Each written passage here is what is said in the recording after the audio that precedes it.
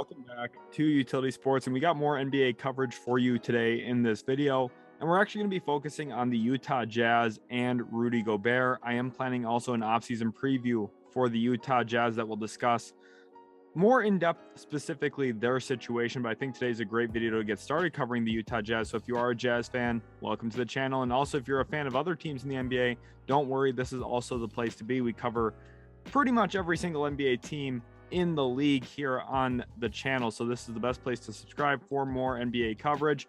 I feel like I bring a lot of unbiased opinions and thoughts into these videos, and we're going to be focusing on potential Rudy Gobert trades, which is going to be a hot topic of discussion this offseason. So again, let's jump into it here now.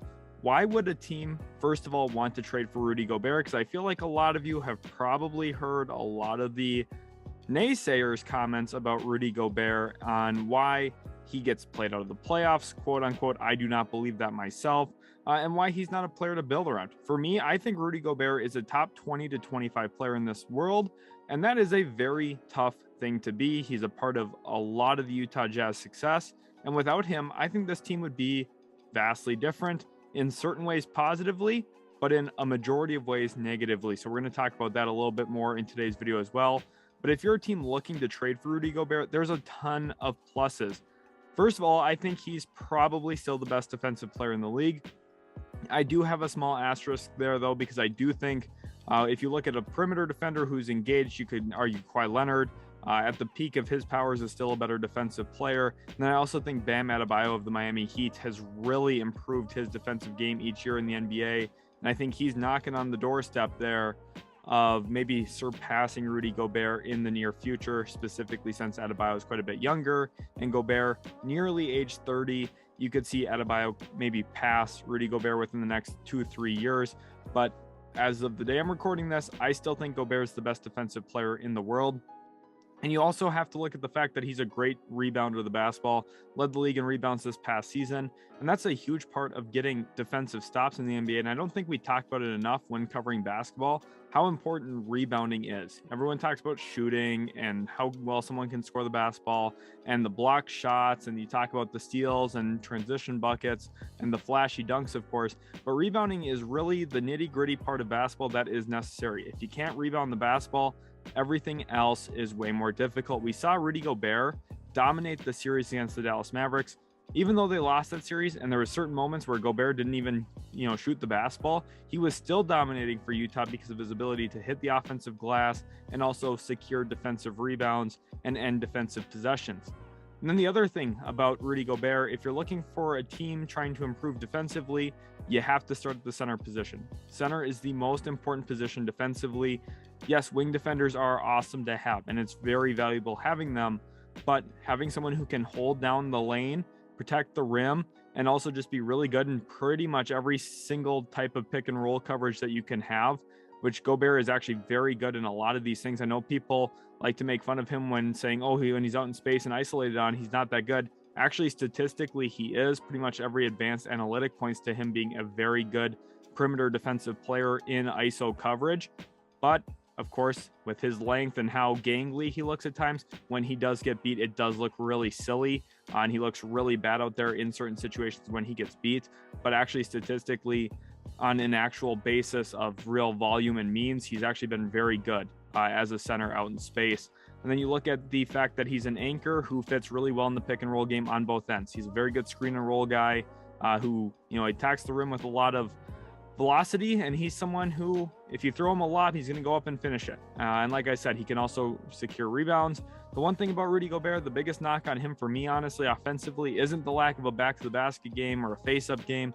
It's his hands. They're rather questionable. Does not catch a ton of passes with consistency, specifically if they're in a tight window. I just don't count on Rudy Gobert catching the ball, which sounds something that should be elementary. Quite frankly, it's not. Clearly for Rudy Gobert, he does struggle at this. But if the ball's put up above the cylinder, he'll go and get the basketball and flush it down. That's what I know. So when you evaluate fits, you look at teams that maybe have a really good pick and roll point guard who likes to lob the basketball up. You could think about the LaMelo Balls, Trae Youngs, Luka Doncic's of the world. Those are some that come to mind. So let's go ahead here and talk about my potential trades, because I think this is why everyone clicked on. Six potential trades, I have outlined in this video.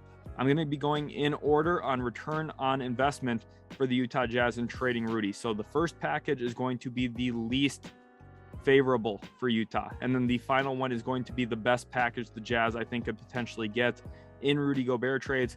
The point of this is to show kind of the spectrum of potential offers here for Utah, because not every single team has the same type of assets to offer. There's going to be a wide range of types of offers that Utah gets. And I think that there's going to be some that maybe Utah would laugh at and say, no way are we going to do this.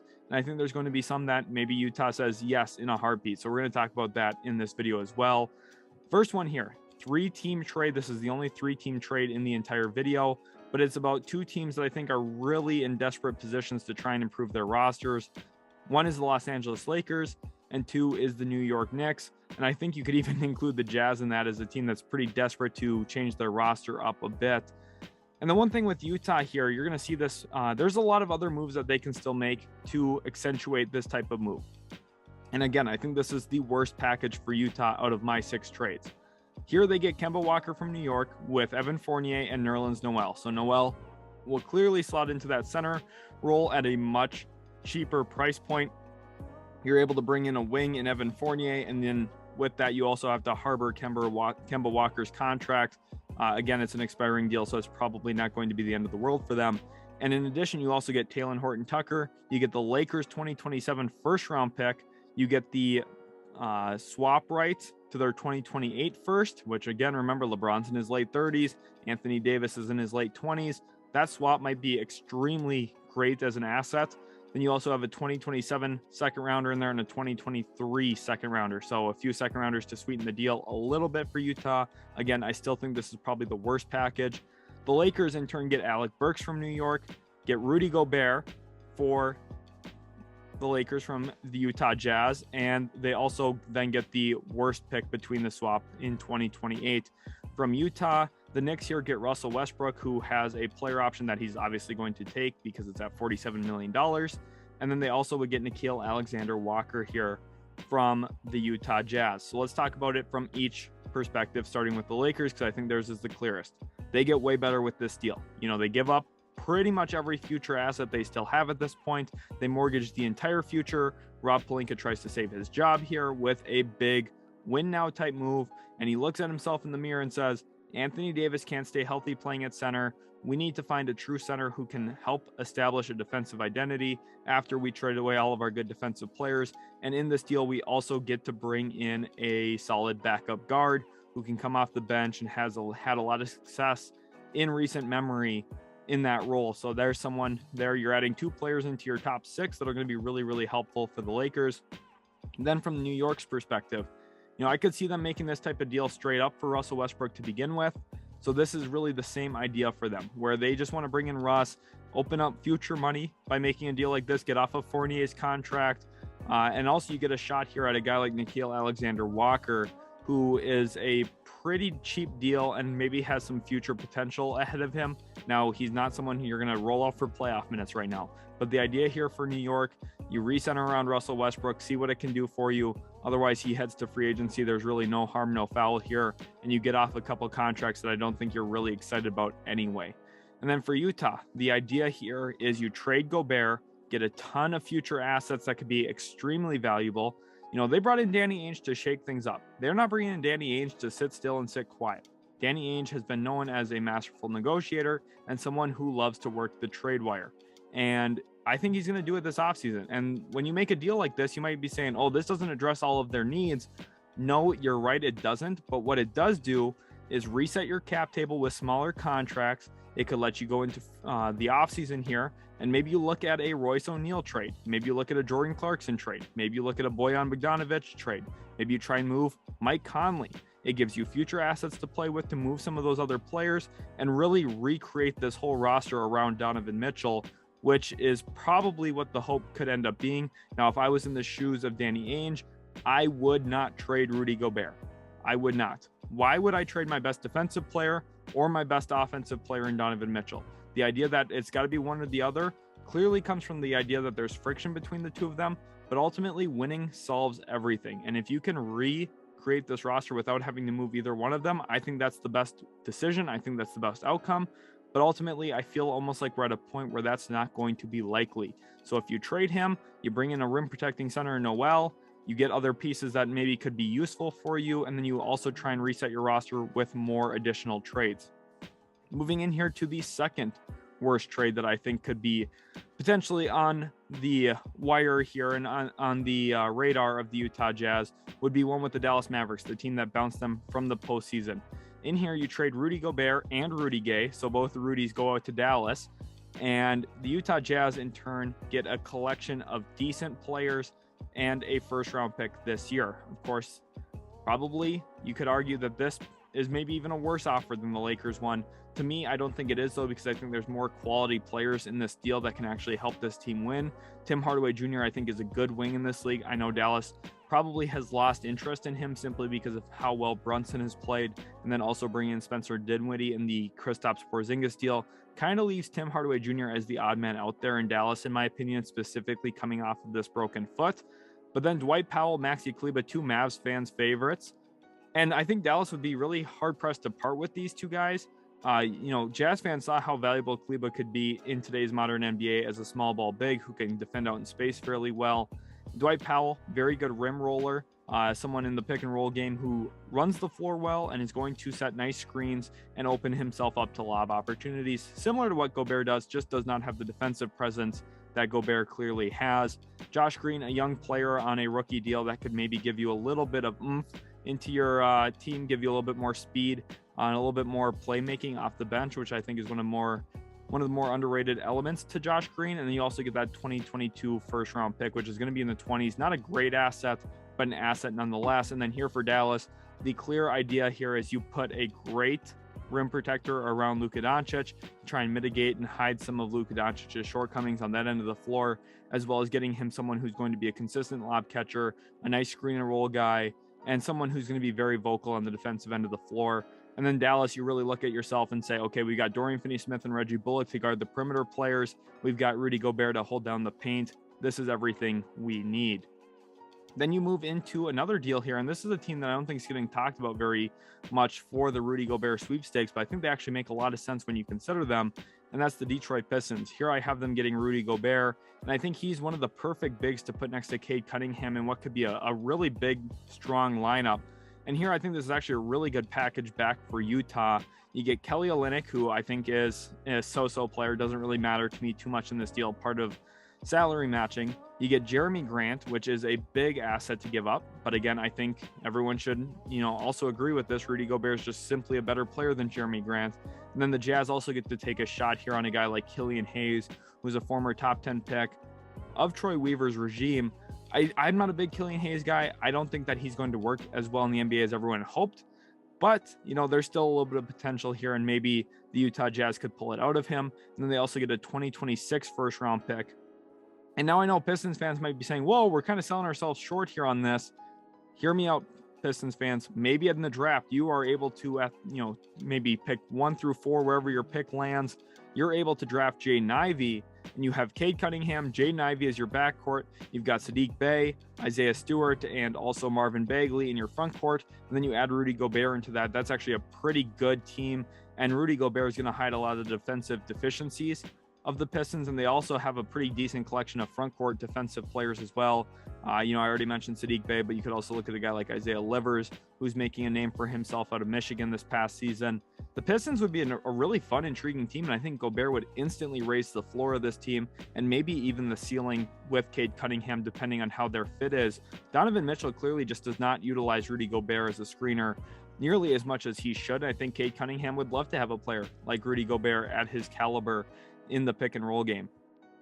Then moving into my fourth trade here, and this is one with the Los Angeles Clippers, another dark horse team here that I don't think people are really considering a ton. They've got a ton of those luxurious contracts, right from that $12 to $17 million a year mark, that go a long way in matching money in deals like this.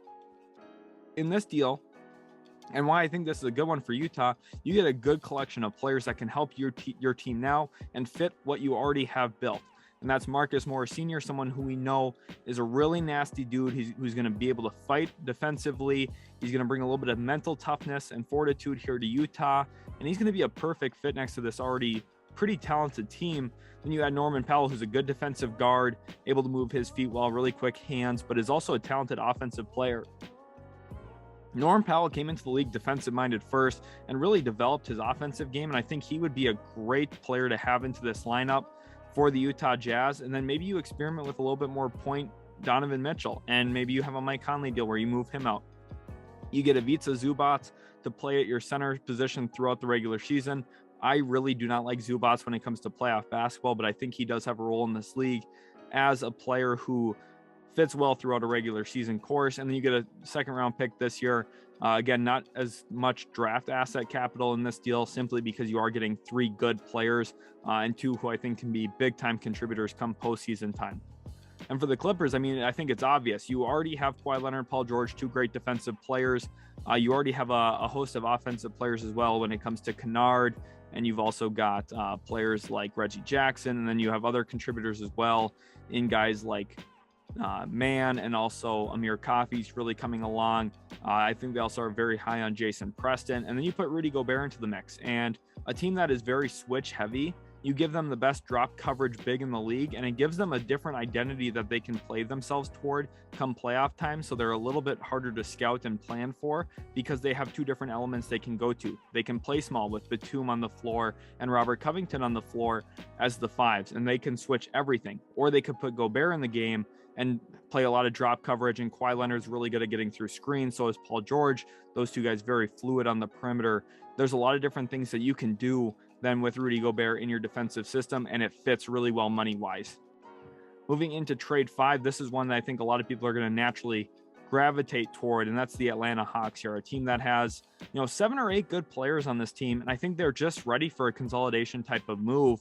And I think this is one that makes a lot of sense for Utah as well. So first of all, Atlanta gets Rudy Gobert, and the idea here is clearly Rudy Gobert is a far better player than Clint Capella on both ends of the floor. He's a better offensive player and a much, much better defensive player. And he's also available more frequently, doesn't get injured nearly as much as Clint Capella. So even though he comes with a much higher price tag, he is going to be available more frequently for you, and is someone who I think is just really wanting to win. Now, I don't know if him and Trae Young are going to get along the best, because Trae Young, not the best defensive player in the world, and we've heard Rudy take some passive shots at Donovan Mitchell in the past. So I don't know if Trae Young's going to be immune from those either.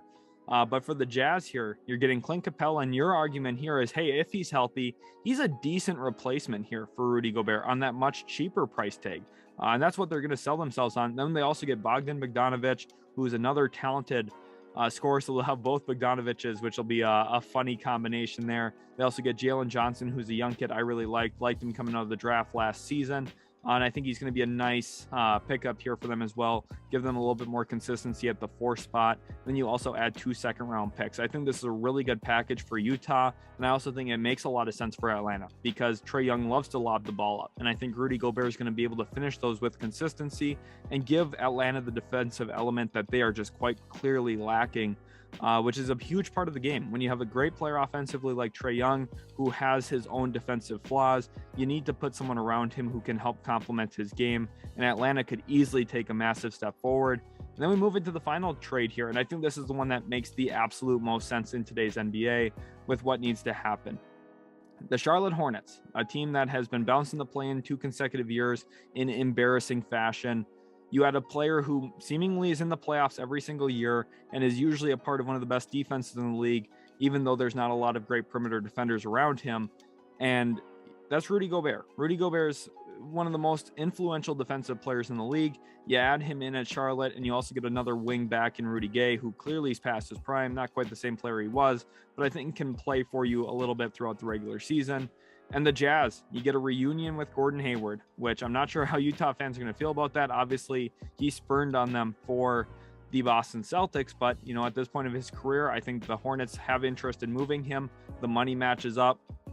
And in addition to Hayward, who I think is a naturally good fit next to the other players you already have on this roster, you get Kelly Oubre, so another forward who can help you defensively, good length, and has improved offensively. Now, I think Oubre is not the best fit in Utah, but it does give them a different element than what they had with the kind of quickness and speed that maybe this team could start playing with moving forward.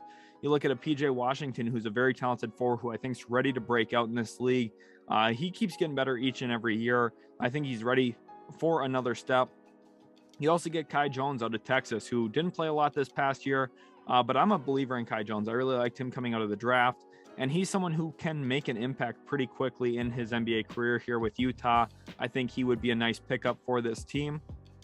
And then lastly, you get pick 15 in this year's draft. That pick from the New Orleans Pelicans is going to be 15th overall. And I think the Utah Jazz, if you're looking at this, maybe at that spot, you can find a new guard who can, maybe pick up defensively, a guy like Dyson Daniels or maybe Kennedy Chandler, who's a little undersized. But clearly for me, the Jazz just need more quickness. They need more guys who can handle perimeter ball handlers. And I think this combination of players that you get in this deal and that first round asset does kind of help you reset your team. Maybe you move in and try and move that 15th overall pick. That's a potential option here as well for Utah. There's a lot of different ways they can go, but I think they're in an intriguing spot. If they do move Rudy Gobert, again, I want to point out, I would not trade Rudy Gobert. I do not think that's the answer. I think trying to reestablish this roster around Donovan and Rudy is the best way to go if that relationship is manageable. I want to know your guys' thoughts. Comment your favorite package from the video. Also, comment your own potential trade packages. And if you also want to do it, I use Fanspo for all of these trades today. Very helpful site when it comes to managing draft pick trades and also salary cap maneuvering. So tweet them at us. Our Twitter is in the bio as well. So if you have any fun trade ideas, make sure to send us a tweet with your thoughts in there. Again, thank you all so much for watching. Hopefully you have enjoyed today's video. Again, if you did, leave a like, also subscribe to the channel. Thanks so much everyone for watching. Again, I really hope you did enjoy, and we'll catch you in the very next Utility Sports video.